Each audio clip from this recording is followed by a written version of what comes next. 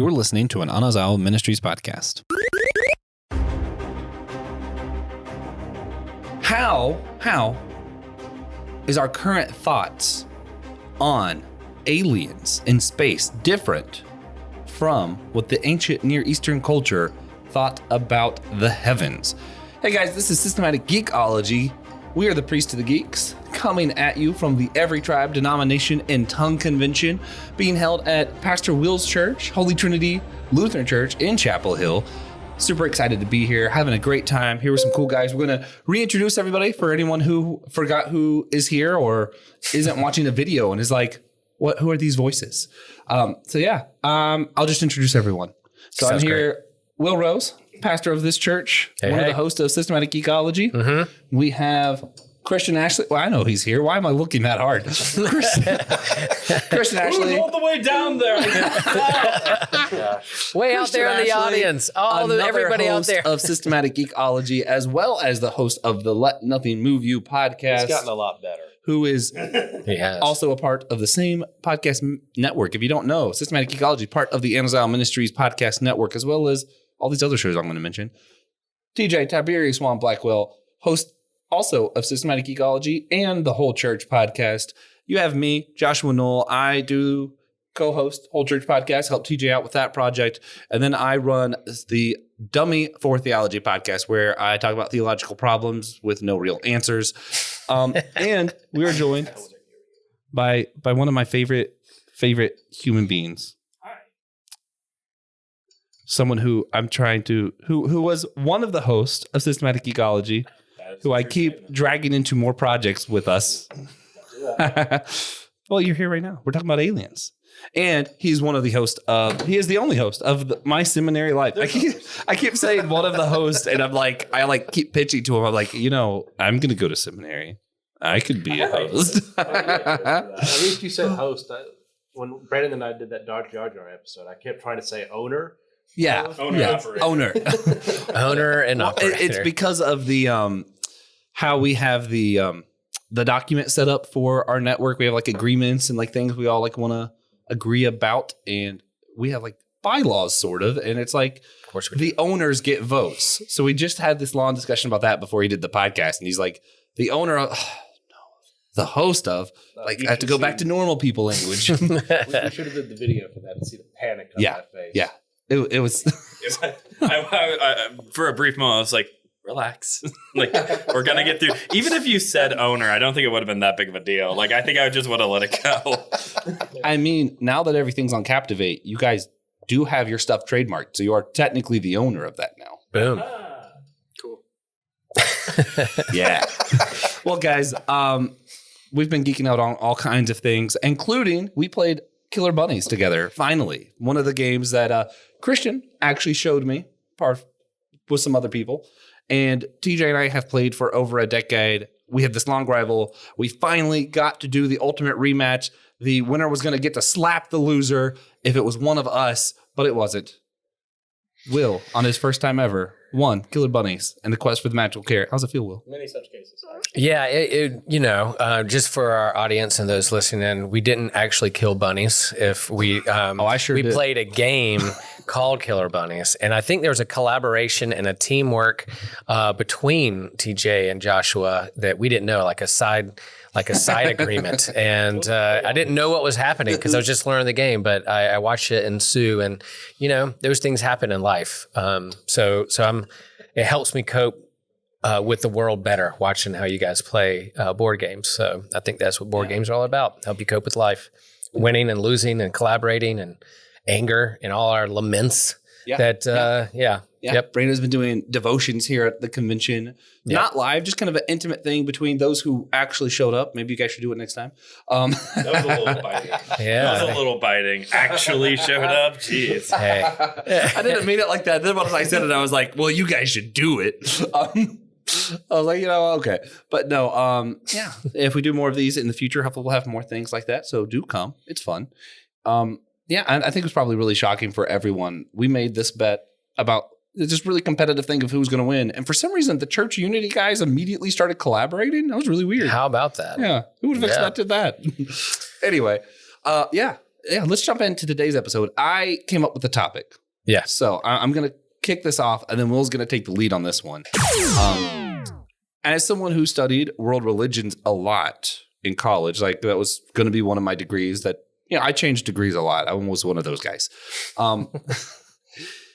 What you learn in the ancient Near Eastern cultures, especially, but in a lot of world religions, ancient world religions, what they mean by the heavens typically is just the sky. In fact, in Hebrew, when you're reading your Bibles, the word heaven and sky are the same word. They didn't have two different words for those things. So space, heaven, sky were all the same thing. Cosmos. Yeah. So when you look at these religions, what you see, think about how the how the angels are described.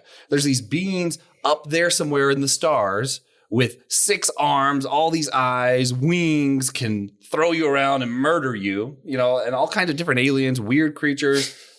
There's like a ball of eyes or something in the Bible that's just up there. Yeah.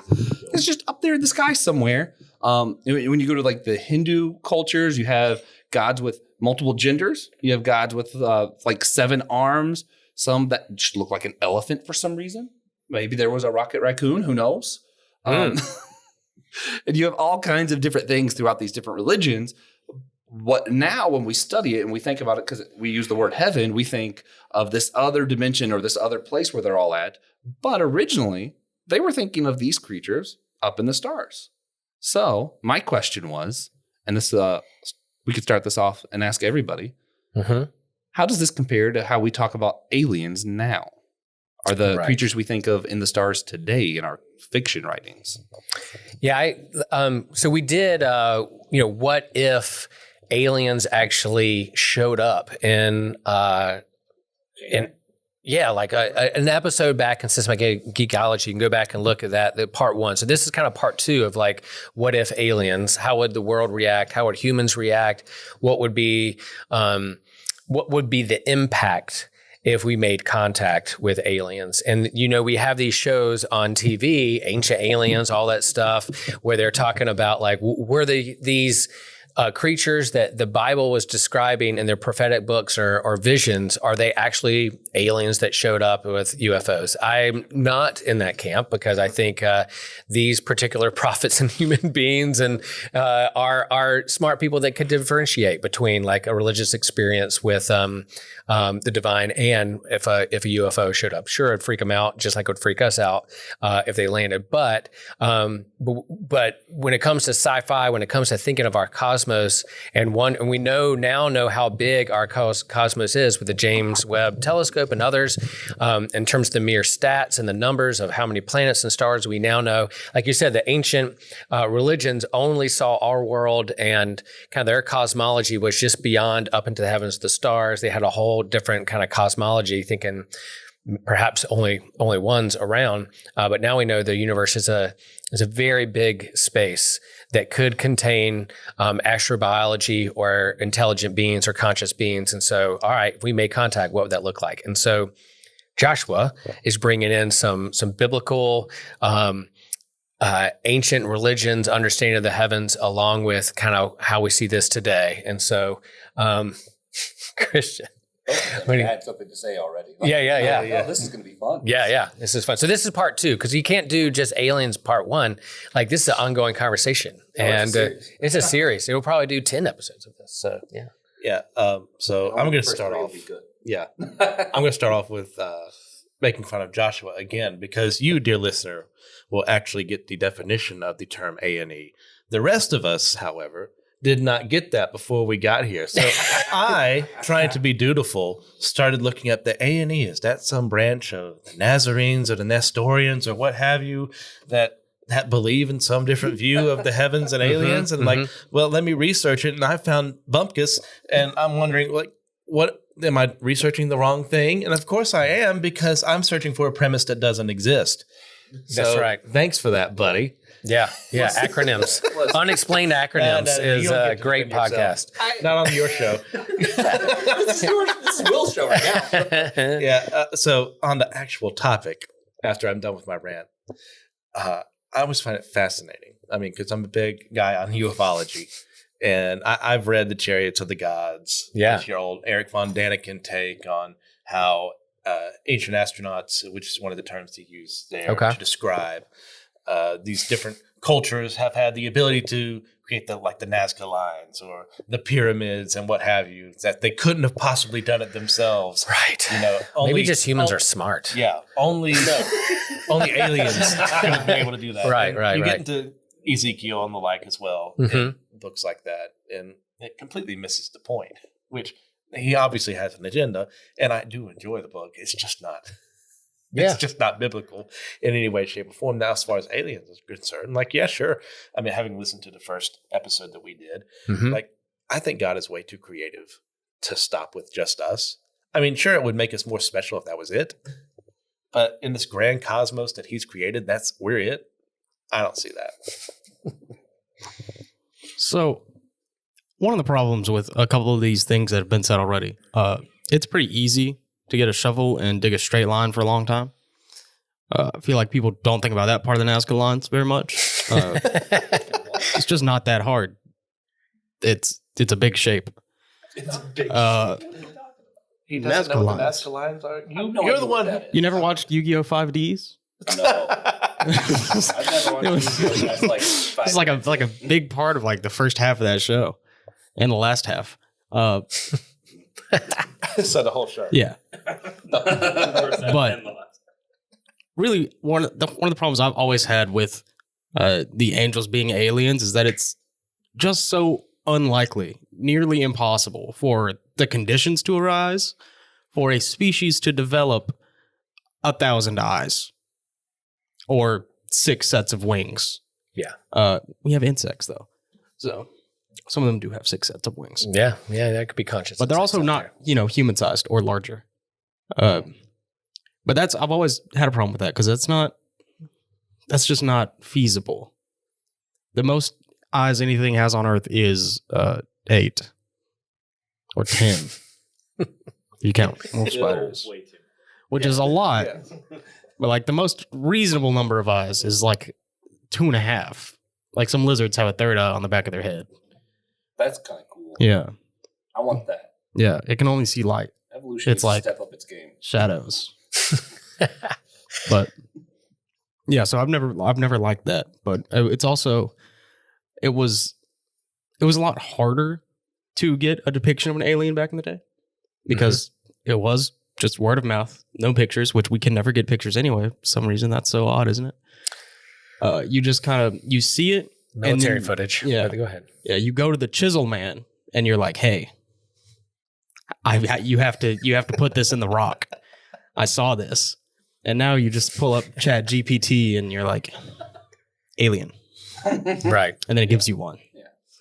So I think that has Chisel something to do Man. with- Now I know Chisel what you're Man. getting. I was like, is this a new hero from like an anime show? My But no, hero. you're like, if you're going to do a selfie with an alien, you got to get out the rock or the papyrus, and Yeah. it takes a while to You- really form what you're Yeah. going to show. You got to your go to the friends. hieroglyph man You got a hieroglyph man. or the One of the- cuneiform man. One of Yeah, the one of rejected Legion of Superhero characters. Yeah, and the description of angels in Scripture is more theological than it is like we're trying to capture what they really look like. So the eyes are like describing like they can see lots of things. Their perception is greater than ours. Their wings are a part of like which direction they're going in and the four corners of the winds and who they're heading towards and who they're going to with these messages. So it's really a theological explanation rather than I'm going to literally describe my alien encounter. They're getting theological out there and trying to describe who these creatures are and who the heavenly beings are. Go for it, Joshua. I have two things I'm gonna add to this. One, just because it's fun. A lot of your multidimensional theories have a lot to do with as the universe expands, there are some pockets that have developed different physics and different rules of reality.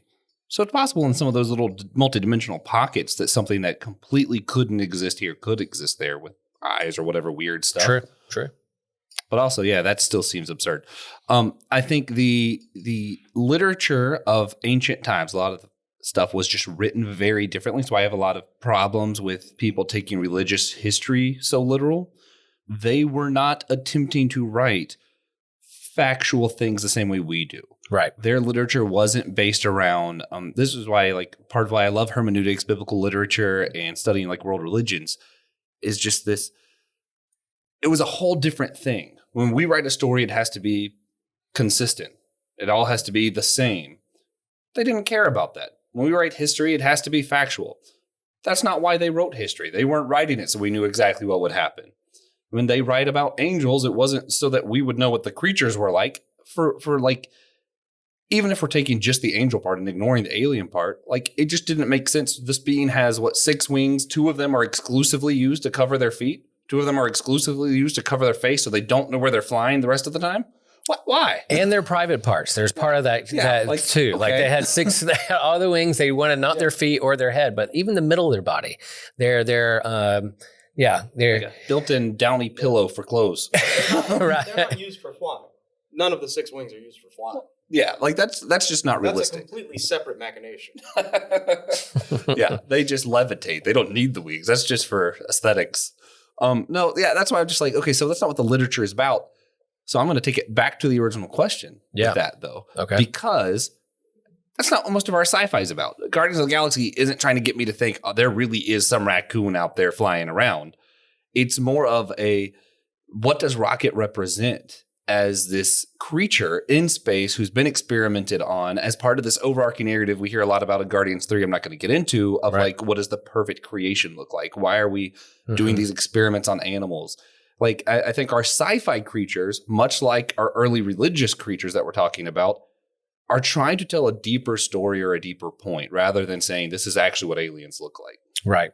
It's either a cautionary tale or they're working out some of the big questions that, like, what does it mean to be human? And so when I encounter another being, when I encounter perhaps an alien, it's going to teach me more my reaction and how I treat that other being, creature, alien, is more revealing of who I am and what it means to be human in the midst of that. So that's what these are. And I think the scriptures are wrestling with that too. Who is God? Who am I? What is my place in this world? Where is this headed? So it's I mean, our sci-fi are working out some of that same story. Scripture, is tapping in to those big questions too. So I think it does matter. And then, a lot of the sci-fi books and the conversations about aliens is like, all right.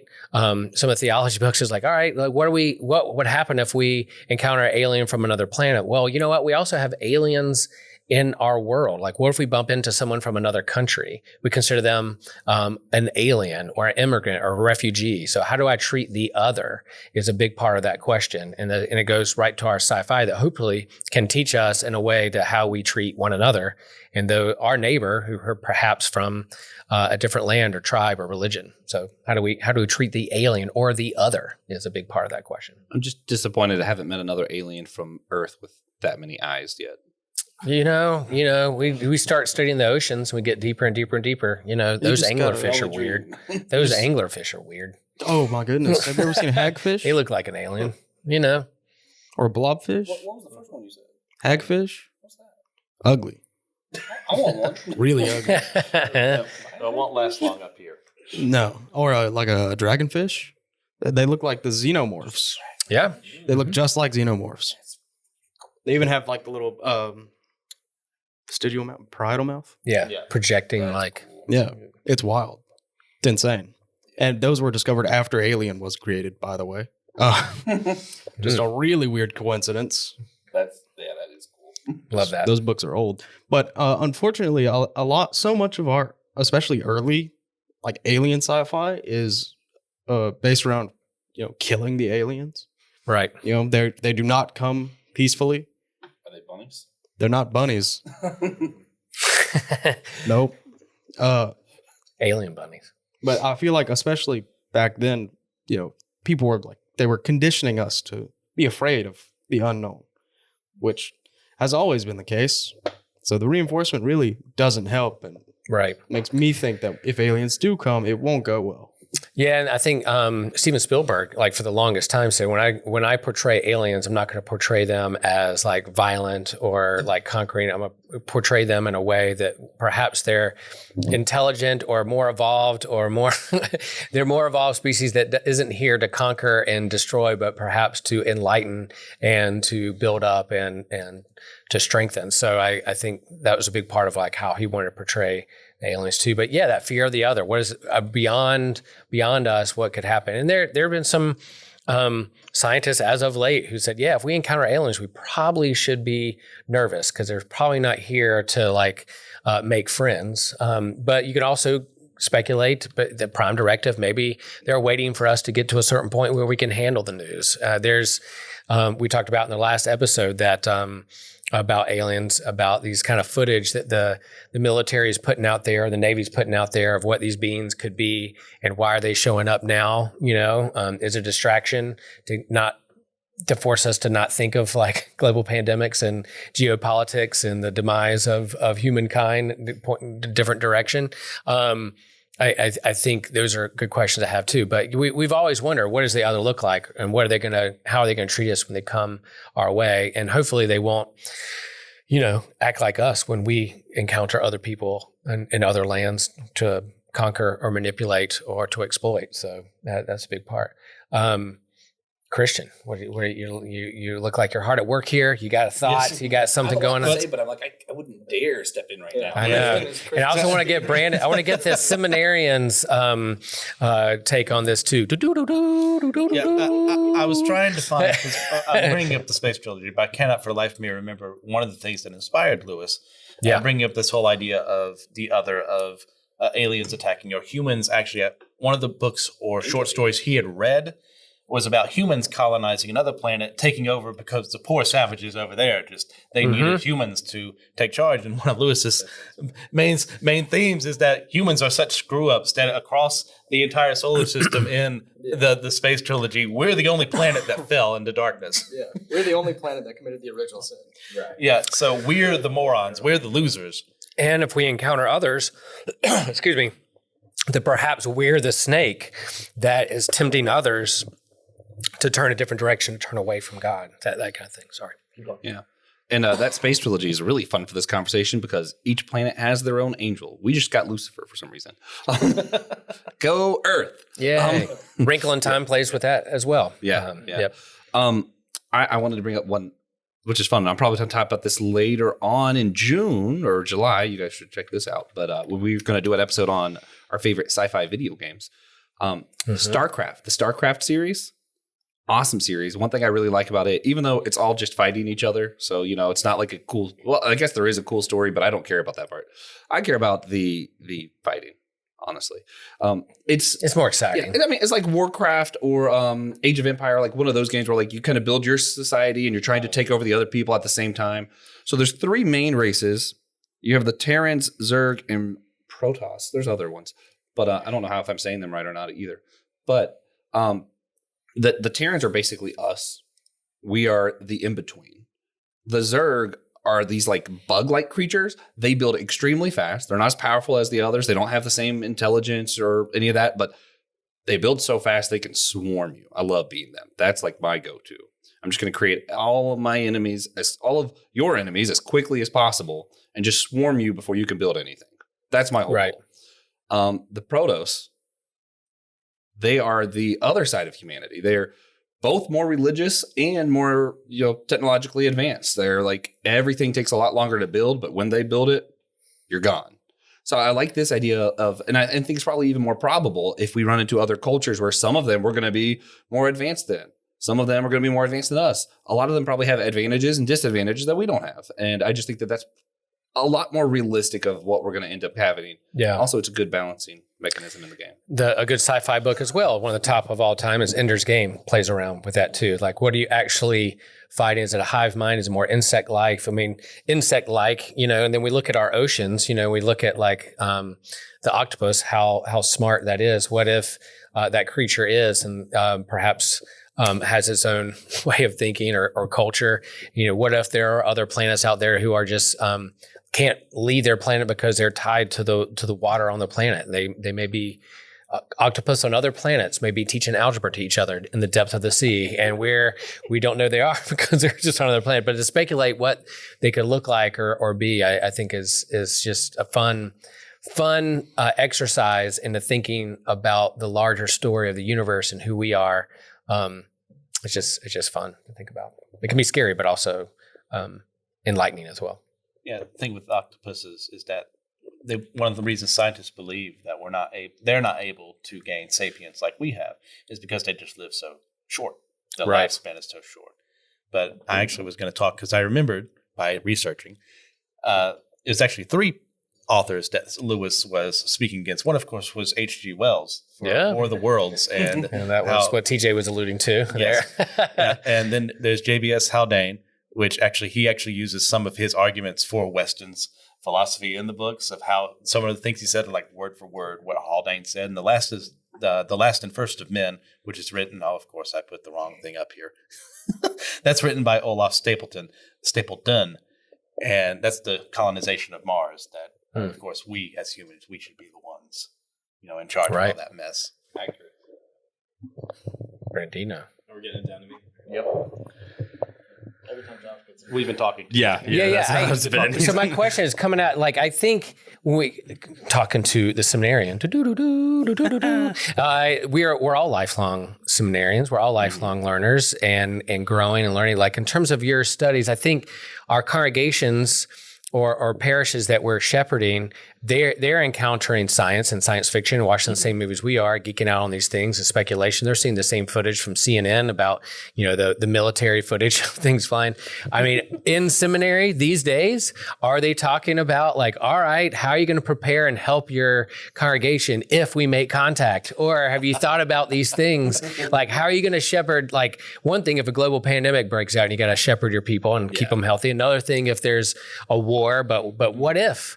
What if we encounter aliens? How are you going to help your congregation? Yeah, I think this is where there's a difference between a seminary and a divinity school. Mm-hmm. So a seminary, I guess if I could just simplify it, a seminary is going to be a little bit more focused on training you for ministry, like day-by-day ministry duties, while a divinity school is going to be a little bit more on the theological studies. Right. And obviously, it bleeds both ways. I took a systematic theology class when I was in seminary. They're going to have preaching classes at divinity schools, but it's a little bit more practical theology versus like theoretical theology. And so, at least in my experience, no, I did not have a class that was on, sci-fi or, and it really is though. Like we should have. I've talked about it before on the show. I have like a whole list of things that I'm like, really? I took like no counseling classes. I've been in Christian higher education for 5 years between college and seminary, and not a single, I've taken like, I don't know, it would be almost 200 credit hours of studying and no counseling, and the rise of mental health issues that's been going on even before the pandemic. So there's like, that's like a major flaw in the system. I somehow didn't have to take an apologetics course in seminary either, or church history. So no, there was no like, but I do think there should be some type of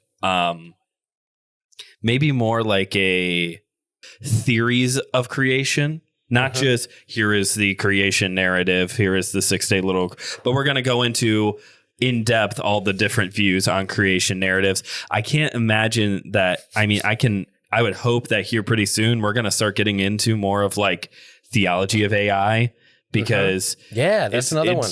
It's not going to be long before we mess this all up again, like we did with social media, and we just let everything run wild and run free.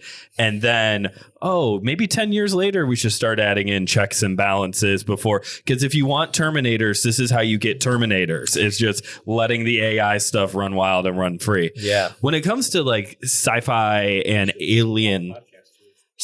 alien stuff specifically, first off, way back at the beginning when Josh was talking about the giant wheel in the sky with the eyeballs in Ezekiel, that's literally the inspiration for a Journey song, Wheel in the Sky. Just so that's for your next time you're doing bar trivia. That's our outgoing music for this episode. Yeah, that's the inspiration for it. And then learn things on this show. And then again, this idea of the fear of the other, this idea of the even what Josh was talking about of like how the Bible kind of depicts how the Bible kind of depicts angels and how it's not necessarily like literally this, but this is like the best that they could do type of thing.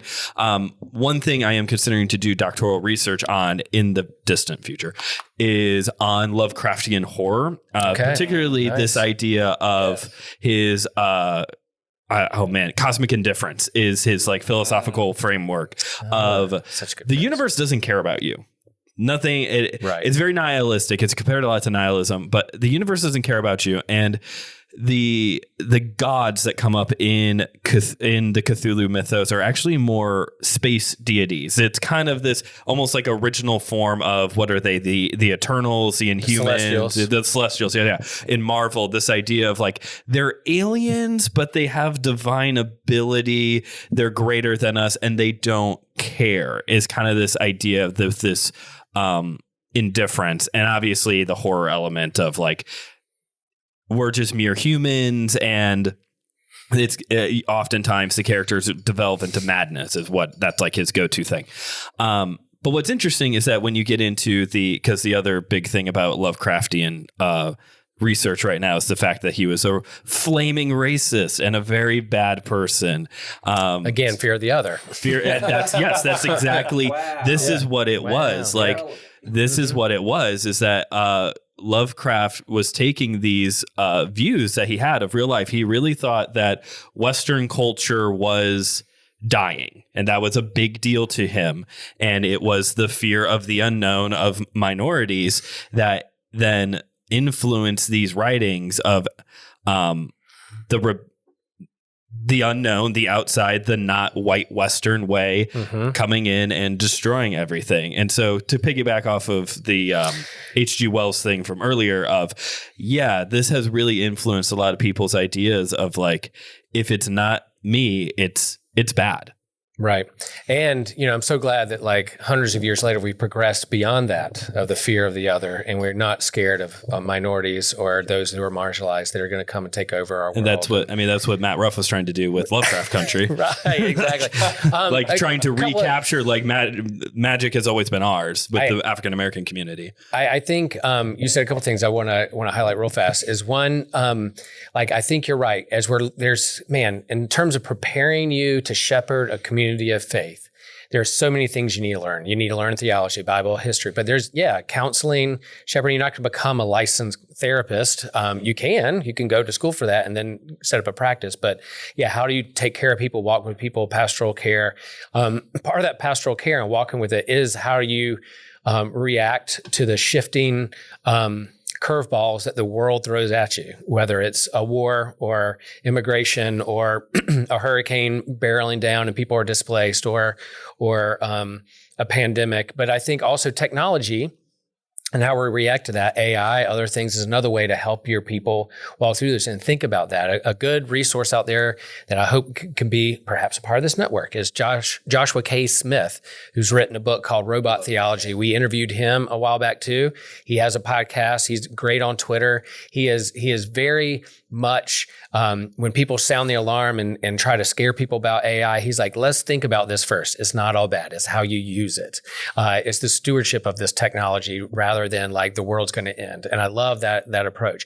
And perhaps our encounter with aliens isn't necessarily organic being that has 12 eyes and 12 wings and those kinds of, or telepathic. Maybe our first encounter with an alien might be a machine. It might be their drone. It might be their AI. It might be a nanobot that is a part of a satellite.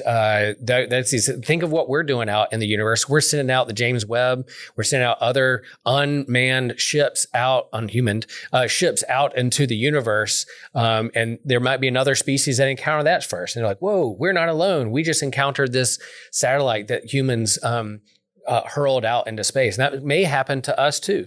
They may already be here. There may be another alien who's here on Earth who is taking up data through their AI that they have somewhere. So those kind of things are they taking up information, spy balloon, for nefarious reasons, or to collect data to understand us better so that they can communicate with us better, and vice versa. So I think those kinds of things. And there's a lot of people in our communities that are wrestling with a lot of things in this world. Perhaps aliens are in contact with ancient alien species from outer space isn't on the forefront of their mind, but it is kind of a sandbox where you can play and experiment and think through those things to help them ask the bigger questions, which is kind of the point of sci-fi anyway. Real quick, I know TJ has something to say. I just wanted to thank Brandon. My list of times that I was disappointed that I learned some or wish I didn't know the context of a book has now grown from 0 to 1. Thank you. That's great. Yeah. So one of the problems with encountering extraterrestrial life is that we have like our deep space radio transmission. It's out there. It's been out there for 20 something years. But they have to be able to receive that transmission. Right. They have to be at a stage where they can receive and understand what they're getting from us. Mm-hmm. You know English. That part's less important. Music is actually what the transmission is. But art. Yeah. So it's really, really unlikely that if there is other life, that they are at the stage where they can do something about finding out that we exist. And if they are, it's also pretty likely that they're more advanced than we are and, ignoring us, which would not be good. Tired of these spam calls. Yeah. Right. They're the humans calling us to renew our insurance on our car. We're gonna block that call. Keep these spam calls, and all it is elevator music. What the heck? Yeah, I know. Yeah. I love it. Yeah. Call center? No. Yeah, the timing of it all. Yeah, if we're a galaxy, our cosmos billions and millions of years old, and what are the timing of transmission? And there could be some ancient alien that crashed here on a meteor that's deep in an iceberg or a glacier somewhere. We just haven't found it yet. But and vice versa out there. So yeah, all that stuff is fun to think about. We could be dealing with like an Animorphs scenario. Oh, they're here. They're living in animals in people's heads. There's our conspiracy theories. Been begging us to do Animorphs for so long, since literally the beginning of the show. We'll do it. We keep saying it. Yeah. It just has never happened. Yeah, so we could talk about aliens forever, and I love this topic. I will say that Joshua has the theological Uno card, reverse card. He has some questions, some big questions, and one big one, and a few others that were probably. Are we ready for that now, folks? Oh, well, I would like to emphasize the importance of space exploration on our behalf. Yes. Because if they can't ignore us if we go to their planet. True. That's true. It'd just be real rude. Or we could give find us the big silent. Get off my lawn. They give us the silent treatment. Yeah. We just they're not making eye contact. I'm literally right in front of you. Yeah. You have 12 eyes. How are you not making eye contact with me? But the most likely scenario, as it stands, is that we find a minuscule life that is not sentient on another planet. And if that happens, I'm still excited.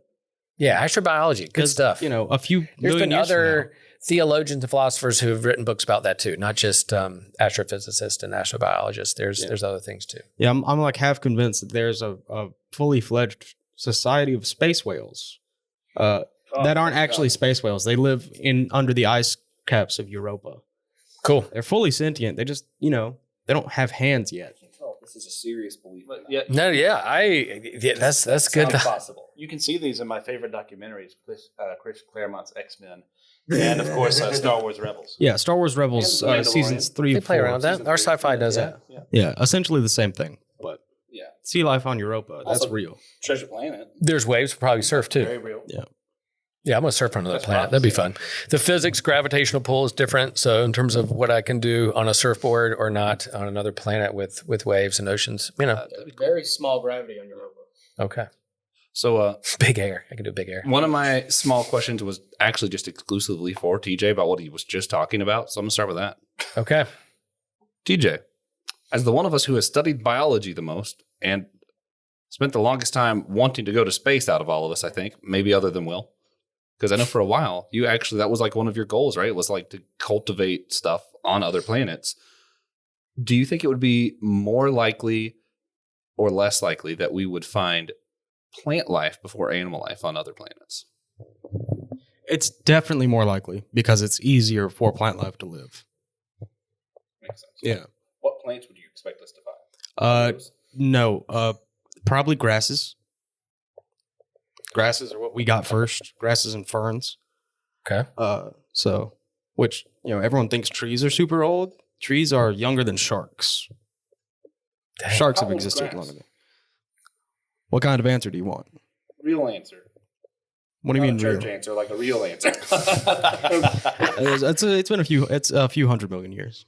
It's like towards the end of the Mesozoic era was when we started getting grass. So, all right, here's Everyone another started getting question. trees. All right, we talked Grass about is big. oceans and sea life. Were there sea plant life before land plant life?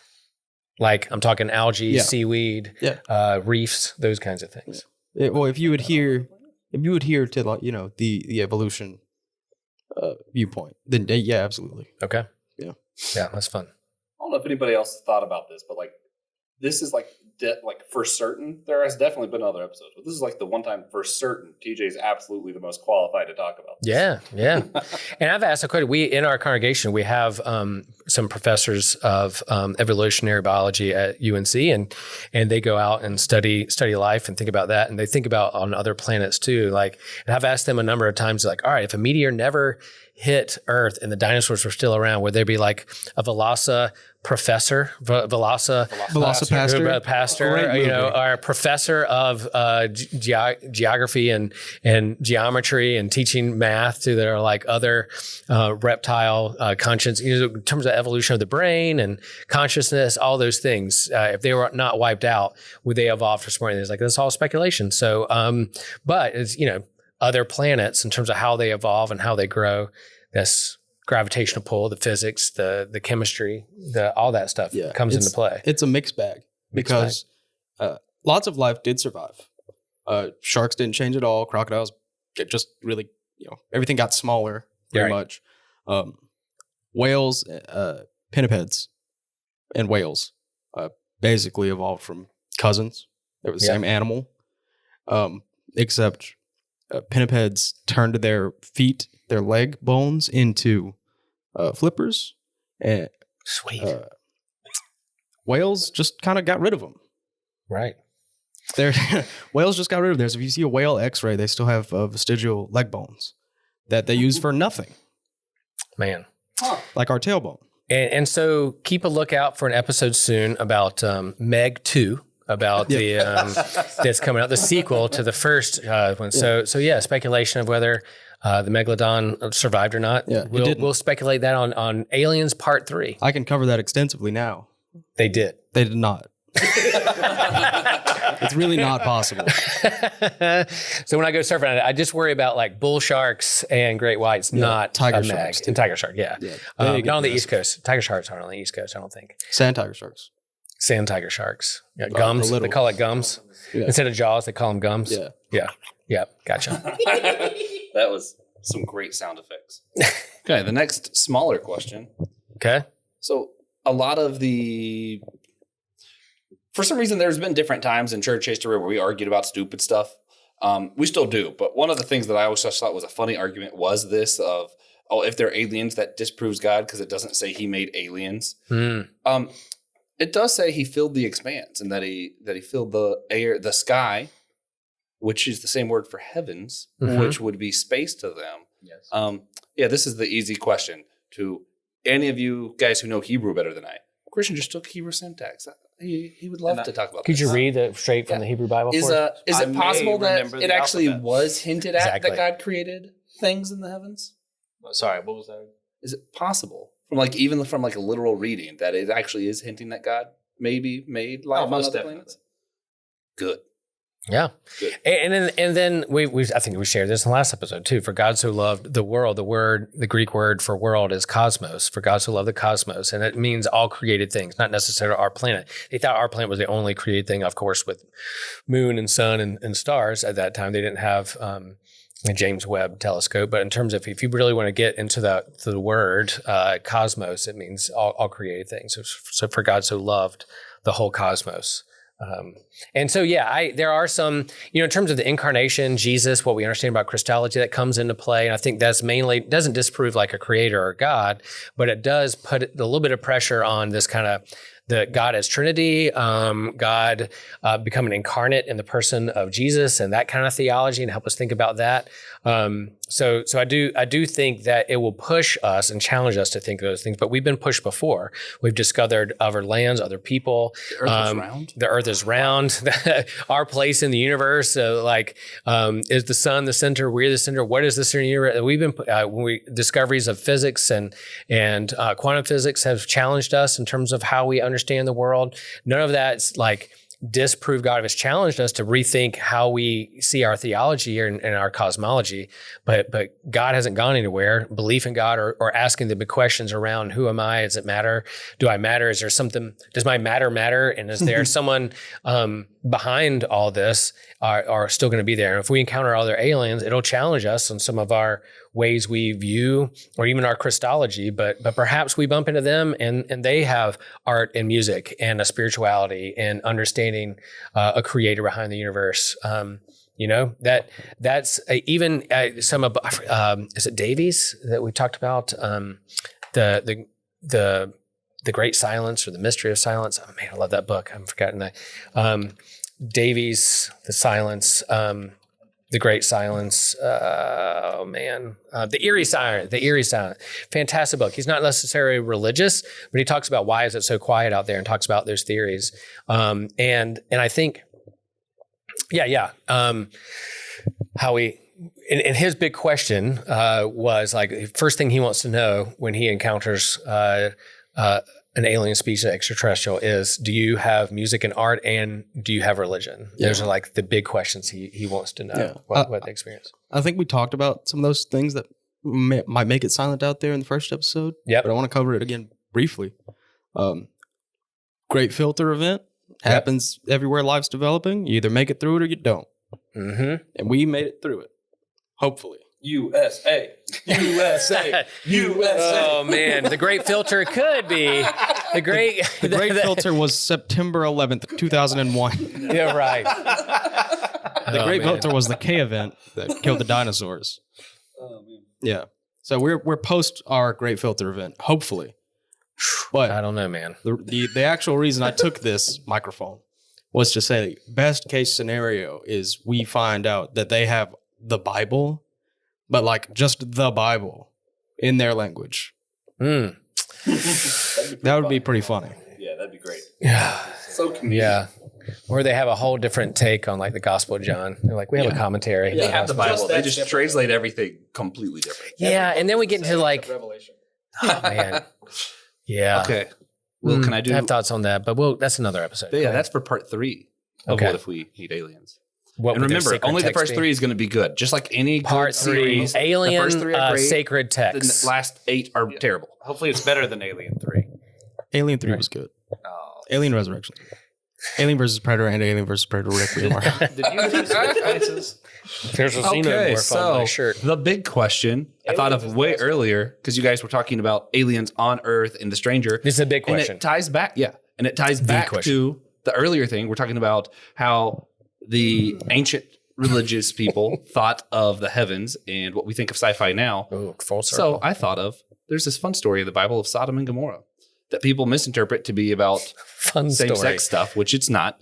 Yeah. It's said in the Bible that it was the sin of hospitality. So I tend to believe that that was the big sin. Mm.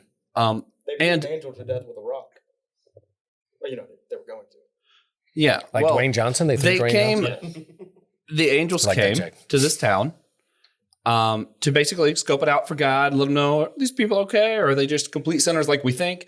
And basically the people try to sexually assault the angels. Job's the only one who tries to take him into his house Job. and offer them space. Lot, not Job. Oh, thank you. He has enough Yeah. problems. We don't bring him Listen, in I don't know how to say words. Job was also like What do you think I am, a podcaster? I don't know how to word. Job. Job's like, I can't catch a break. I came to I'm still getting Sodom on falsely accused. vacation. What the heck? Job is that one guy who worked in Hiroshima Right. and lived in Nagasaki. Right. Oh my gosh, that poor man. Yeah. So whether it's aliens or angels, do you think we would do any better with our hospitality today? No. Yeah, I would. I want to be optimistic, but seeing how we treat the other and the neighbor or the refugee or the immigrant, there would be some who do a good job at it and some who do not. So I think it'll be both in. There are some who do a good job with hospitality and pushing for that and fighting for that. There's others who nope, they see it as the fear of the other and go more the War of the Worlds route than, say, Steven Spielberg, First Contact. Yeah, I'd say it depends. Really on where they end up going to. And also it depends on if they have an Abraham willing to barter with God to say, 50 people, Lord. No, 10 people, Lord. Yeah. And let's hope for the best in that regard. If there's not 10 people in this city alone, Will's done a very bad job. But I don't believe that's true. Yeah. I think 10 is lowballing it. He's how many congregation members do you have? At least 10 times that. At least 10 times that. At least. Remember, it could also be aliens. So maybe it's not the Lord you need to bargain with, but the alien supreme leader. I will just say yes. I also want to point out that in Scripture, since I guess we're using the Bible, usually when they have an encounter with an alien, or not, I keep saying alien, angel, when you keep having an encounter with an angel, outside of this one with the Lot situation, normally people are thrown into a bit of a scared situation. What's the first thing the angel says? Fear not. Right. And that is fear not. So I think that, yes, I do agree with what you guys are saying, that there are going to be some people who are like, shoot it, I don't know what it is. But, and I'll let the viewer decide who I'm talking about.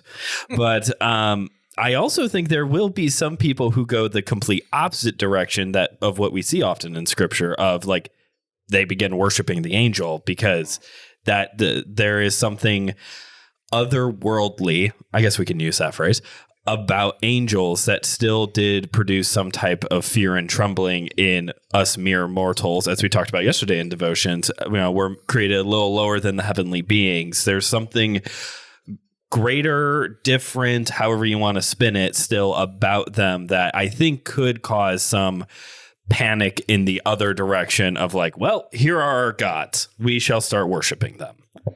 Yeah, and I think, as we move to kind of wrap up this conversation, part of our devotions was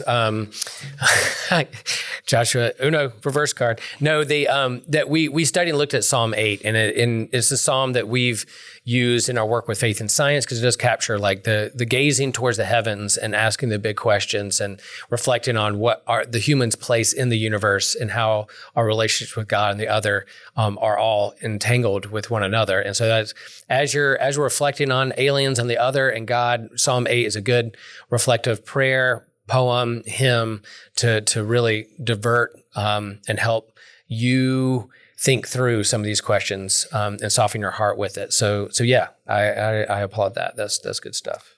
When Brandon mentioned that sometimes people started worshiping the angels, all I could picture in the context of this conversation is what I think the funniest scene in the original trilogy. Just the Ewoks worshiping C-3PO. Yeah, there you go. I mean, that's when we look at, that's fantastic. Yeah, that's a great, and what were the Ewoks seen as? Kind of a lesser being, not as civilized or advanced as the rebels and C-3PO, and yet they were their own culture, and yet they helped in the George Lucas, whether they should have been Wookiees or not. Well, that's a discussion for another time, but his kind of idea that the smaller, less advanced plays a big role, similar to Jesus's parable of the smallest seed becoming something big that bears fruit, or Tolkien talking about the Hobbit, the smallest, more insignificant, becoming the one that saves and throws the ring, the Ewok being the one that helps save, those kind of things. So when we look at the vastness of the universe and think about our insignificance, perhaps God doesn't see us that way, that we are significant, no matter how small or insignificant we feel about ourselves. Yeah, and that,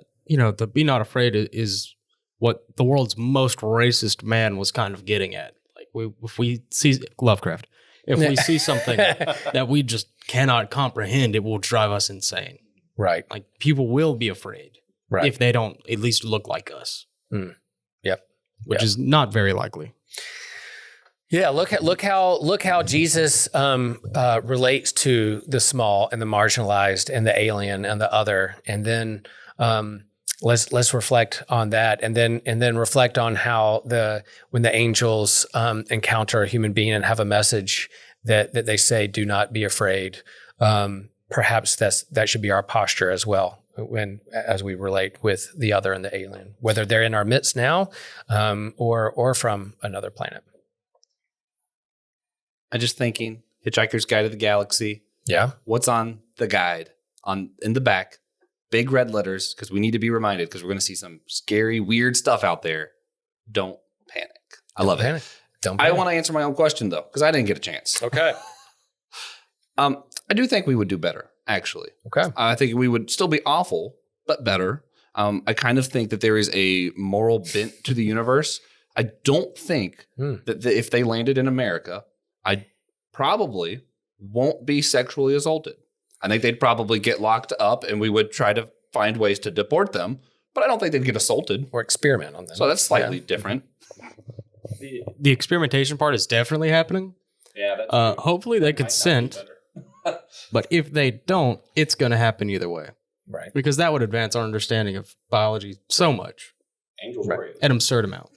Yeah. Yeah. Go see Guardians of the Galaxy 3 and see the other end of the spectrum of trying to advance or evolve, play God or not. Yeah. Good discussion. So I'm going to wrap this up because, there's so much there will be a trilogy. There'll be a part 3 of this, and we'll get more, like all of our episodes, it opens up questions and thoughts and ideas that lead us to other episodes. We'll never run out of topics and episodes when it comes to systematic ecology or talking about scripture or how it relates to the Bible and the communities that we shepherd. So, check out our website, former previous episodes, hook up with us on Discord, go over YouTube and hit subscribe. We're on Instagram, we're on Twitter, retweet, share with a friend, smash that like button. All those things will help get this out and widen our algorithm so that our community can continue to grow and lift up one another. And if you guys are cool with me signing off, then unless TJ has something he wants to say. I think platypodes are aliens. And there you go. Take that with you, friends, and share that. That's tweetable. That might be on a Systematic Ecology shirt someday, which you can go to our merch tab on our website and click on it and buy that shirt later on, where TJ has just his face with a word bubble that says, yeah, platypi are aliens. Yeah, there you go. That's what you're going to get if you go to our merch tab. All right, y'all. The geek in me honors the geek in you. I'm a geek. I'm a geek. So stupid. This was an Anazao Ministries podcast. If you enjoyed this show and would like to learn more about our network, be sure to check out the Anazao Ministries podcast network.